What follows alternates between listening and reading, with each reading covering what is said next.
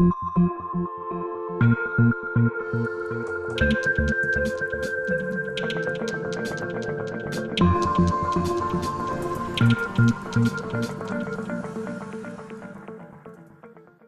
tal? Les habla Jorge Gestoso. Bienvenidos. En el programa de hoy hablamos sobre la feroz ofensiva de Estados Unidos contra Venezuela con Steve Elner, profesor retirado de la Universidad de Oriente en Venezuela, editor asociado de Latin American Perspectives, una revista académica, y autor de numerosos libros. Steve Elner, una cálida bienvenida al programa. Gracias por la invitación, Jorge.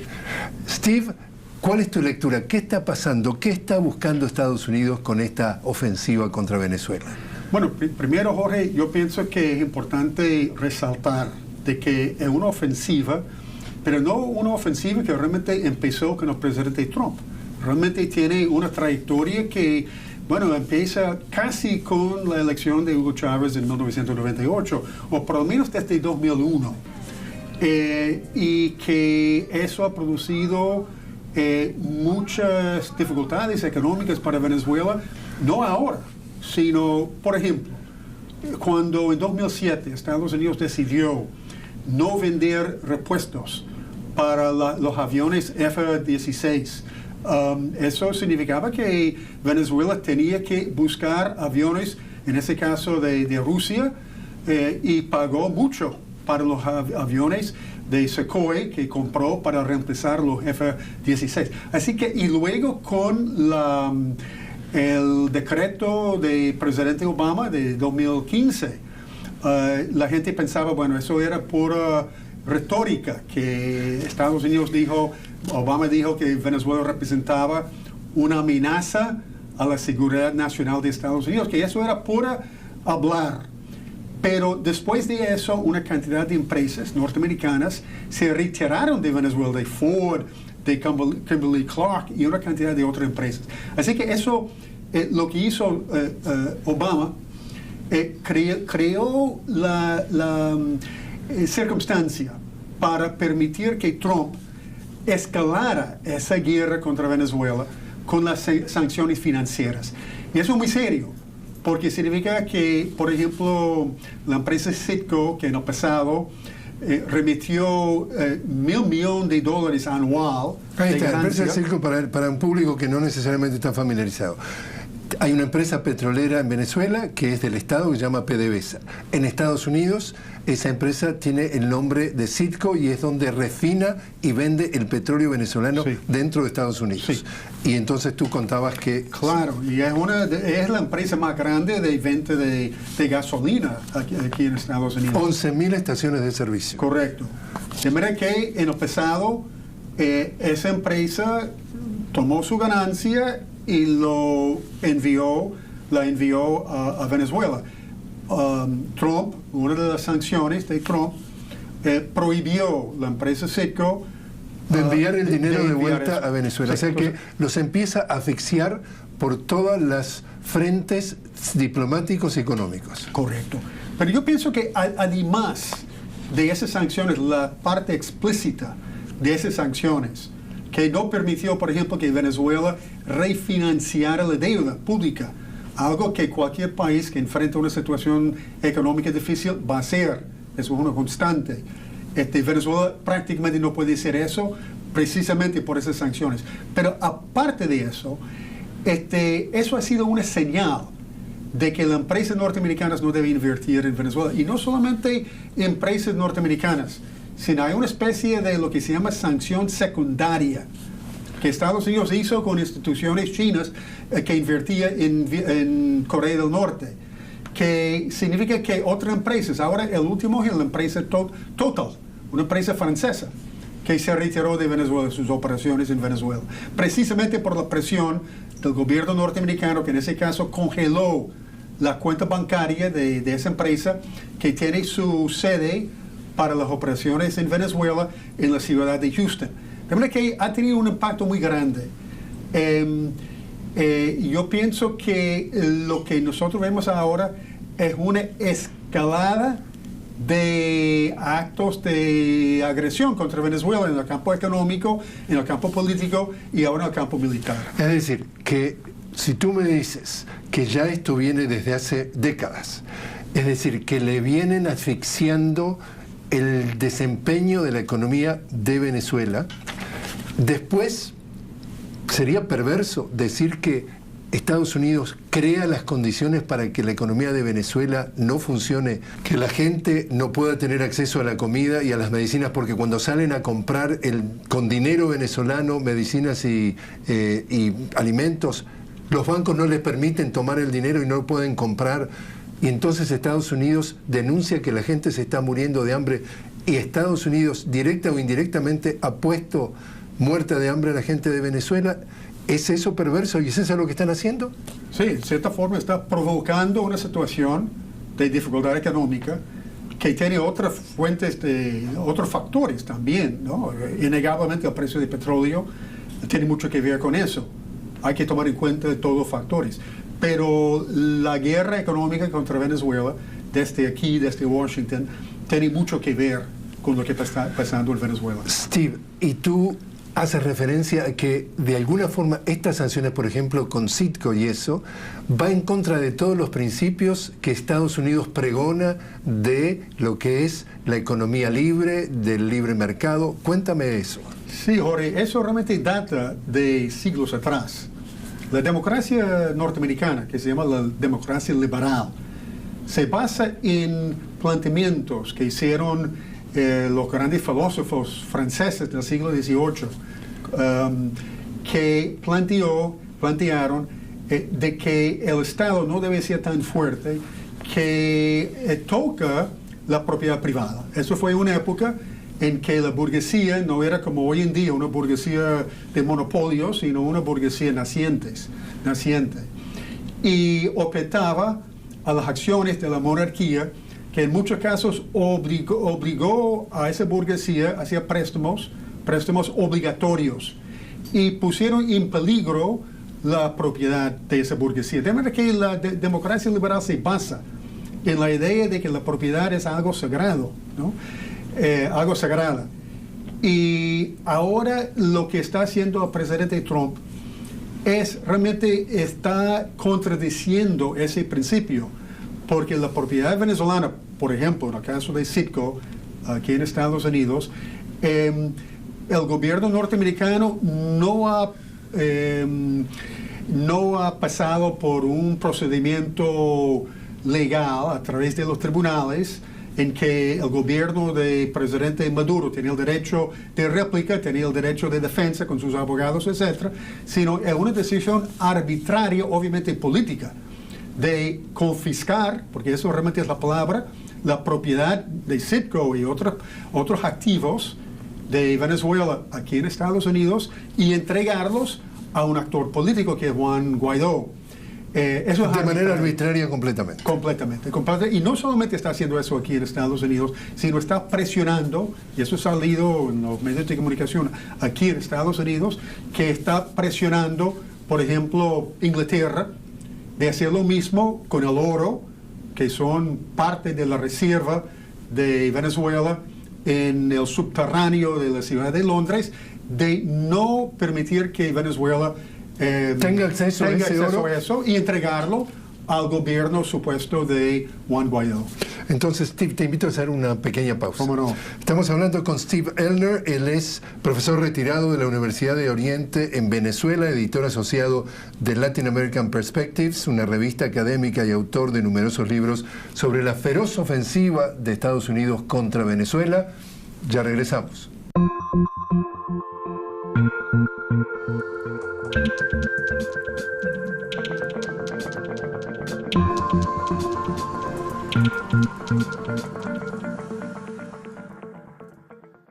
Continuamos conversando con Steve Elner. Él es profesor retirado de la Universidad de Oriente en Venezuela, editor asociado de Latin American Perspectives, una revista académica y autor de numerosos libros.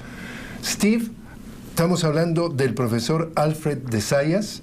Él es un experto independiente de Naciones Unidas en derechos humanos y ha hecho respecto a esta situación algunos comentarios, y él dice, y traduzco de sus palabras en inglés: los países que reconocieron a Juan Guaidó están violando principios fundamentales del derecho internacional, de la ley internacional, también del Charter de las Naciones Unidas y otras normas como la Resolución 2625, 3314 de la Asamblea General, y concluye: estamos frente a una, y usa la palabra, revuelta del orden internacional.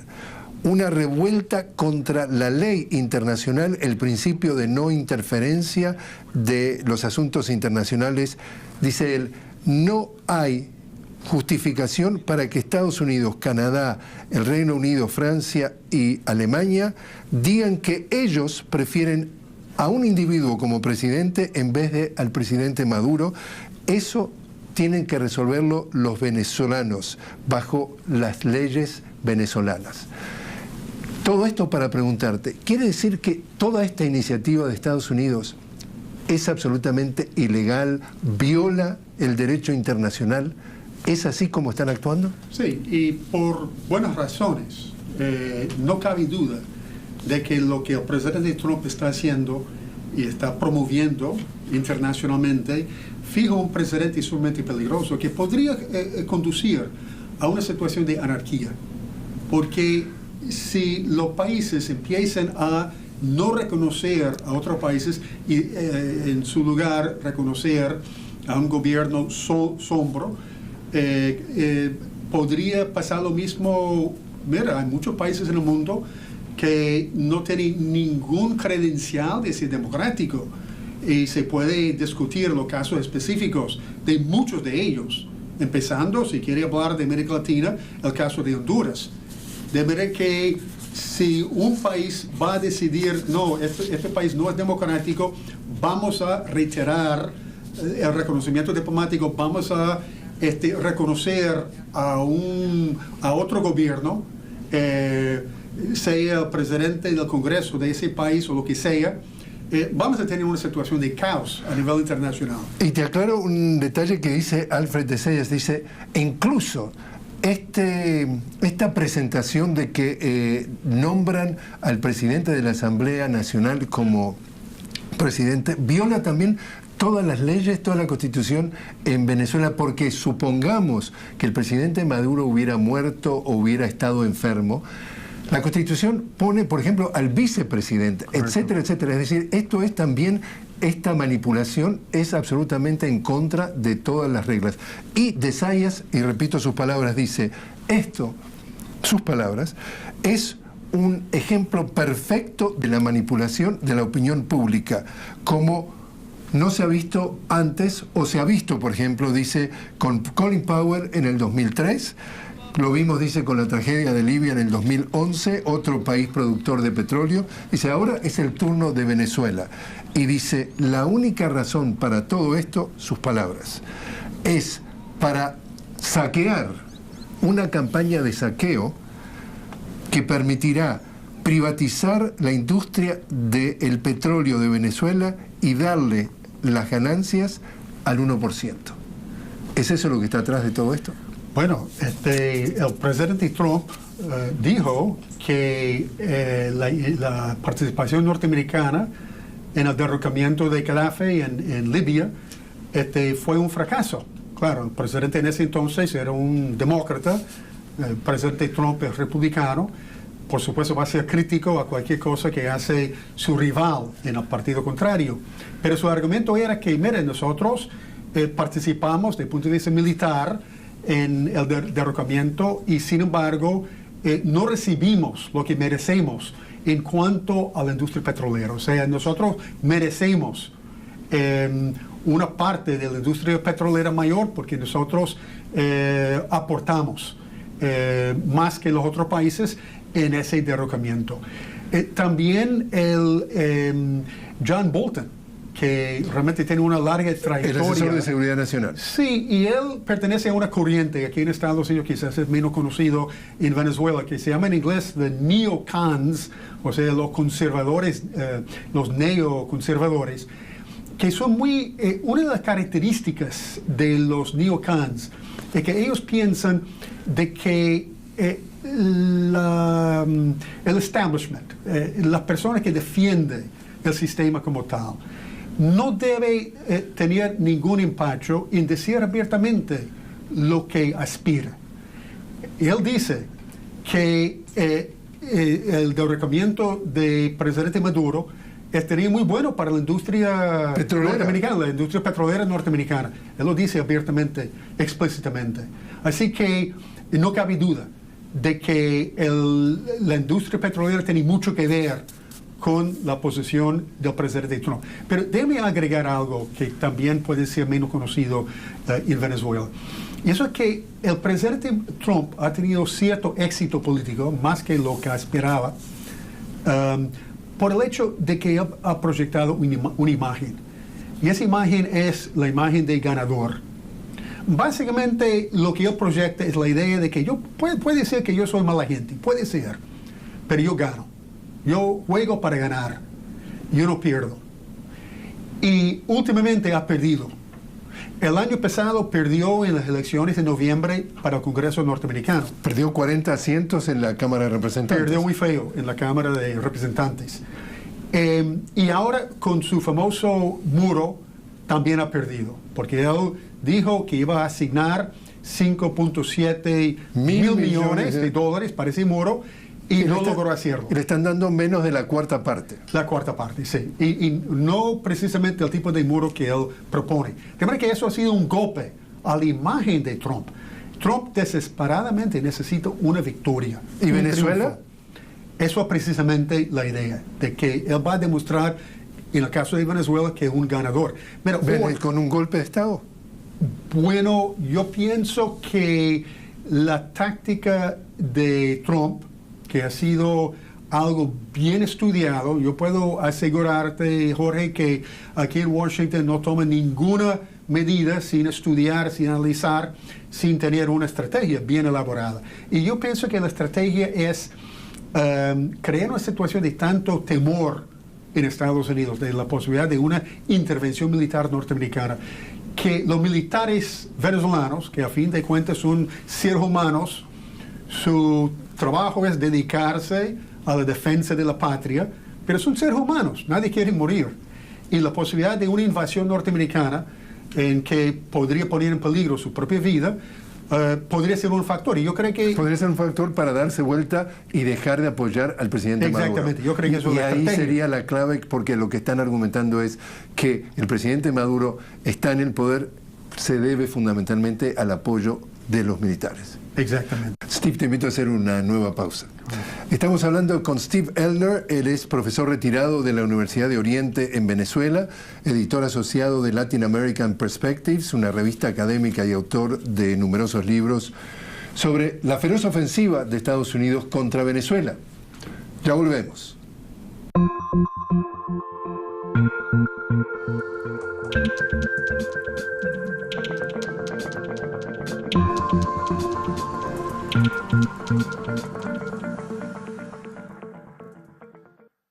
Continuamos hablando con Steve Elner, es profesor retirado de la Universidad de Oriente en Venezuela, editor asociado de Latin American Perspectives, una revista académica y autor de numerosos libros. Steve, ¿tú piensas que podría tener un efecto negativo para la oposición dentro de Venezuela estas acciones del presidente Trump? Sí, yo pienso que más... Tú has escrito un artículo sobre esto. Publiqué un artículo que salió en la revista NACLA, Report on the Americas, que se llama Made in the USA, hecho en Estados Unidos. Es evidente la vinculación tan estrecha entre la oposición venezolana y yo diría un sector de la oposición, porque a fin de cuentas Guaidó pertenece a un partido, Voluntad Popular. Voluntad Popular, que es la tendencia quizás más radical de la derecha, de la oposición. Hay otros partidos que son también de la derecha, también de la oposición firme, pero no tan radical como el partido de Guaidó. Y esa vinculación entre Guaidó y Estados Unidos es tan estrecha. Por ejemplo, Enrique Capriles, que era candidato 2 veces para la oposición presidencial, dijo de que la mayoría de los partidos de la oposición no estaba enterado de la decisión de Guaidó de autoproclamarse como presidente el día 23 de enero y que además no estaba de acuerdo con eso al principio. En cambio, Guaidó, la noche antes, o sea, el día 22 de enero, conversó con el vicepresidente Pence.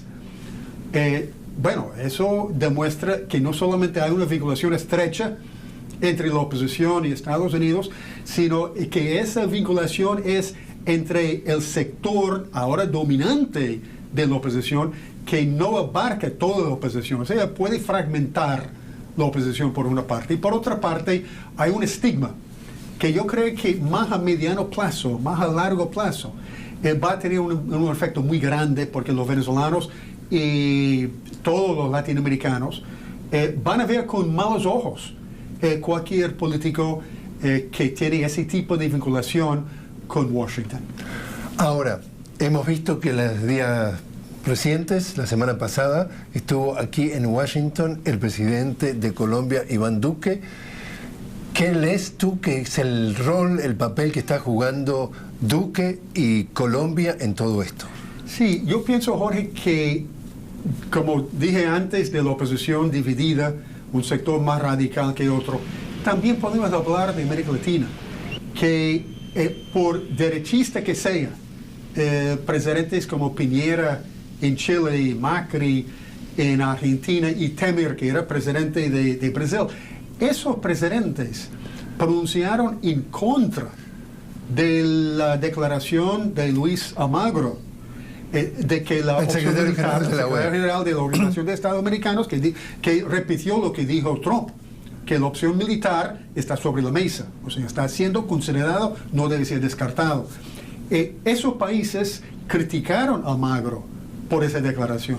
Yo pienso que ahora esa correlación en América del Sur entre la corriente radical y la corriente más radical todavía, más intransigente y más militarista, ahora tiene un actor adicional. En el caso de Bolsonaro en Brasil, Bolsonaro durante la campaña electoral abrió la posibilidad de una intervención militar de Brasil en el conflicto de Venezuela. ¿Y Duque y Colombia? Y Duque también, porque Duque pertenece al partido de Uribe, que es un partido no solamente de la derecha, sino un partido con vinculaciones. Uribe, que se le acusa de haber creado los paramilitares. Exactamente, exactamente. De manera que yo pienso que esa participación de Duque, su viaje a Washington, y no es la primera, porque la última vez que estaba en Washington, al lado del presidente Trump anunció de que un golpe de Estado militar en Venezuela tendría éxito. Y él dijo eso al lado del Duque. Ahora, en la visita de Duque a Washington más reciente, el expresidente Ernesto Samper ha criticado, ha dicho que en el pasado los presidentes colombianos viajaron a Washington para buscar apoyo económico, pero ahora viaja a Washington con el fin de arremeter contra un país vecino. Quiere decir que, ¿cómo ves tú la evolución de lo que puede estar pasando en esta situación en las próximas días, semanas, meses, años? Mire, yo pienso que la situación es muy preocupante, precisamente por la desesperación de Trump y de otros sectores, que, como dije antes, está buscando un triunfo. Si no logra derrocar al presidente Maduro, eso va a ser considerado una derrota, porque el planteamiento fue que el derrocamiento de Maduro estaba a la vuelta de la esquina. De manera que esos sectores están desesperados. En el Wall Street Journal de hace pocos días salió un artículo acerca de eso, de que ¿qué hacemos ahora? Pensamos de que los días de Maduro estaban contados, los días como presidente está contado, y ahora vemos que él tiene más staying power, o sea, poder de resistencia que pensamos. Entonces, está buscando un plan B, y eso es bastante preocupante. Steve Elner, muchísimas gracias por haber estado con nosotros. Gracias por la invitación, Jorge.